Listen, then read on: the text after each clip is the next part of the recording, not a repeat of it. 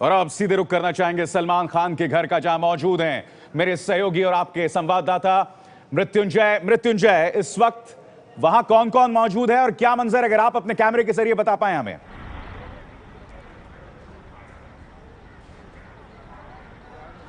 जी बिल्कुल, 13 सालों में सबसे ज़्यादा सपोर्ट अगर सलमान को मिला है तो फैंस के अलावा उनके परिवार का है। और इस वक्त नज़ारा यहाँ का दिखाना चाहूँगा। सुरक्षाकर्मी हैं, बांद्रा पुलिस से आई हुई एक टीम है, क्योंकि यहाँ पर फैंस की संख्या देखते देखते बढ़ती जाती है। इस वक्त उनके घर पर सलीम खान, उनकी माँ, सलमान की माँ सलमा और बहन अर्पिता आई हुई हैं। 12:30 बजे का वक्त था जब सोहेल खान यहाँ से निकलकर कोर्ट के लिए रवाना हुए। बाबा सिद्दीकी यहाँ पर आए थे और वो अपने साथ में सलमान खान के पिता सलीम खान को लेकर निकले थे, लेकिन वो आधे रास्ते में ही फैसला आ गया और वो यहाँ पर वापस आ गए हैं। तो ऐसे पर उनके माता पिता, सलमान के माता पिता यहाँ पर हैं। बाबा सिद्दीकी यहाँ से निकल चुके हैं। जाते वक्त उन्होंने सिर्फ शुक्रिया कहा सभी का और वो यहाँ से निकल गए।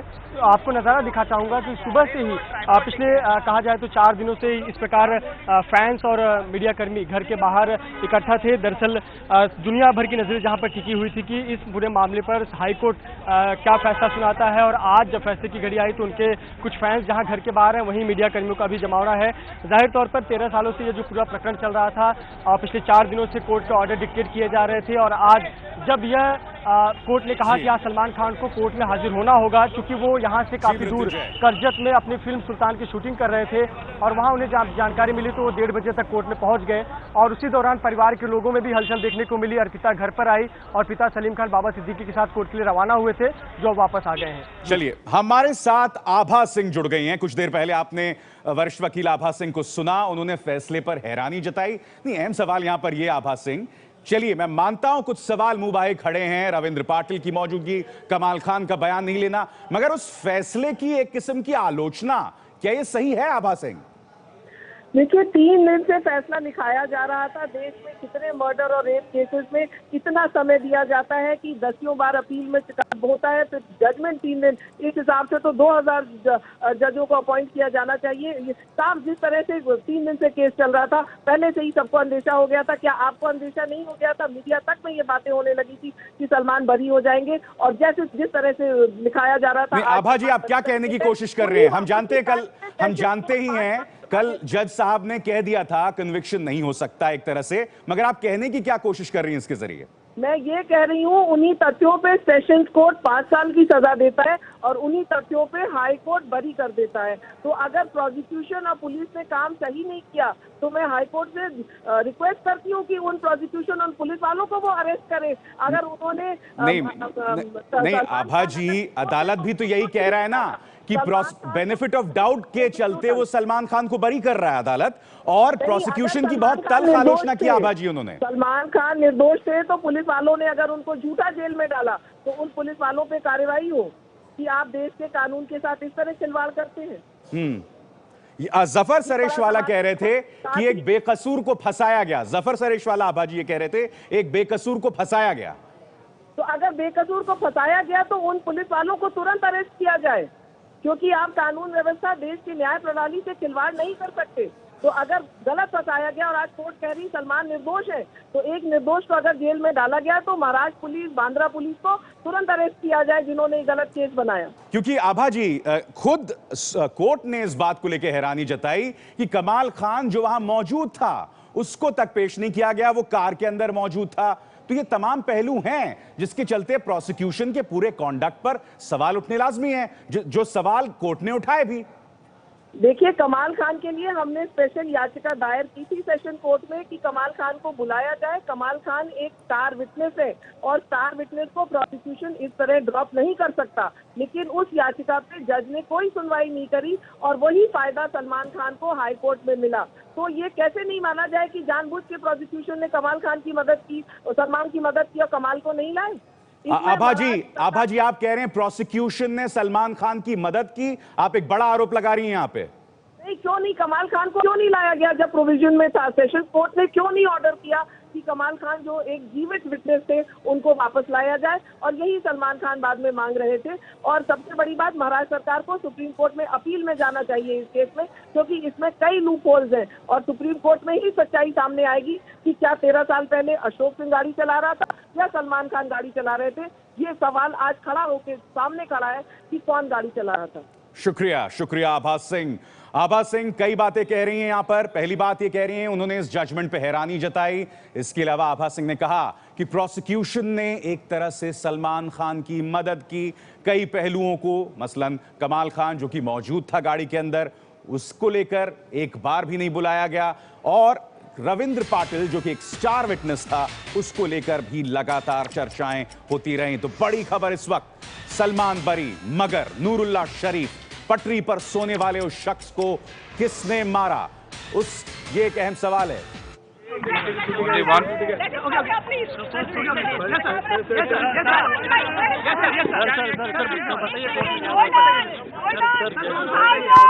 If you organize yourself, I will say one sentence. But if you don't organize yourself, I'll walk through. If you organize yourself, I will say one thing. Otherwise, I'll go.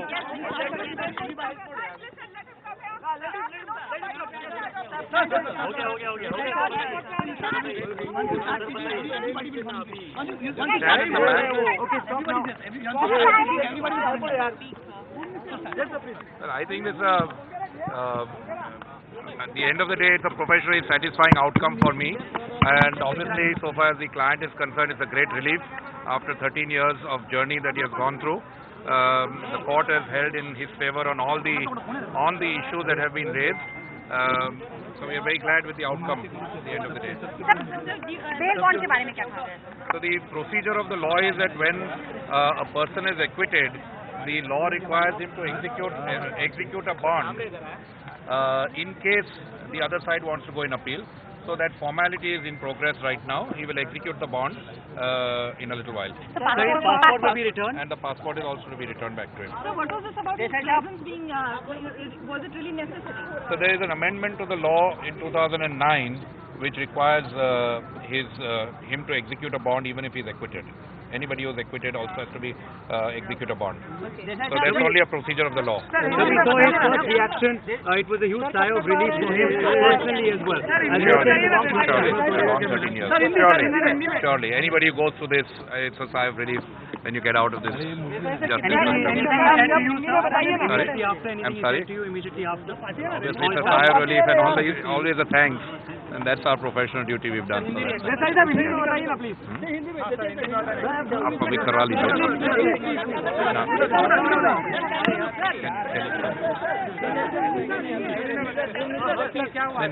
नहीं आज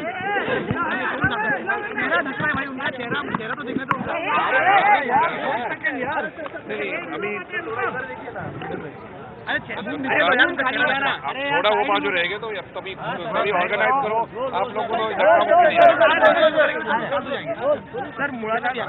आई थिंक मैंने बताया कि professionally satisfying है। सभी issues हमने जो canvas किए थे उनके ऊपर कोर्ट ने डिसीजन दे दिया है। They have held in favour of Salman on all the issues. He has gone through a long journey, बहुत ही 13 साल की जर्नी थी। सभी इश्यूज एक्सेप्ट किए। जो अशोक सिंह था वो भी एक्सेप्ट किया था कि पुलिस को पता था 2002 में कि ड्राइवर ड्राइव कर रहे थे। वो सब कुछ इश्यूज एक्सेप्ट किया है। Nothing happens to him. यहाँ ये प्रोसीजर शायद आधा घंटा में खत्म हो जाएगी। अशोक सिंह गाड़ी चला रहे थे। हाँ जी, क्या अदालत ने यह भी कहा है कि अशोक सिंह के साथ गाड़ी चला रहे थे? कह रहे हैं कि प्रोसिक्यूशन है वो इशू मुद्दे पर सफिशिएंट एविडेंस नहीं दिया है कि सलमान खान ड्राइव कर रहे थे और सर्कमस्टेंसेस है जिसमें पता चलता है कि शायद कोई दूसरा ड्राइव कर रहा है। सर कौन गाड़ी चला रहा था? सलमान खान गाड़ी नहीं चला रहे थे। वो भी आप जजमेंट पढ़ लीजिए, शाम तक मिल जाएगी। अभी जजमेंट आ गया है, कोर्ट ने बोल दिया है। अभी हम पर्सनली उसके ऊपर और कुछ बता नहीं सकेंगे। बेनिफिट ऑफ डाउट का फायदा आप लोग को मिलना चाहिए। हाँ, एक्विटल हो गया है पूरा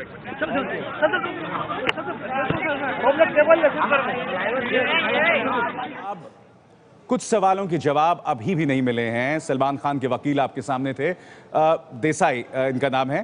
कुछ सवालों के जवाब अभी भी नहीं मिले हैं उनके वकील से कि आखिर गाड़ी कौन चला रहा था। यह भी पूछा गया कि क्या बेनिफिट ऑफ डाउट के चलते सलमान खान जो है वो बरी हो गए, मगर बड़ा सवाल अभी भी मुबा है, अभी भी खड़ा है कि पटरी पर सोने वाले नूरुल्लाह शरीफ को आखिर किसने मारा।